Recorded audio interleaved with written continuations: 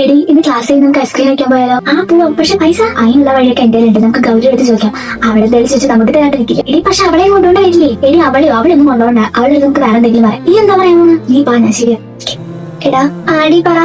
എടാ നിന്റെ കയ്യിൽ 50 രൂപ എടുക്കാനുണ്ടാവും. 50 എടി നാളത്തേക്ക് നോട്ട് വാങ്ങാനാ. ഇന്ന് എന്റെ കയ്യിലാണെങ്കിൽ പൈസ ഇല്ല. ഞാൻ നാളെ നിനക്ക് വീട്ടിൽ നിന്ന് പറഞ്ഞു കൊണ്ടുതരാം. കുഴപ്പമില്ല. നീ തന്നാ മതി. ഞാൻ തരാം. എന്നാ താങ്ക് യു ഡി.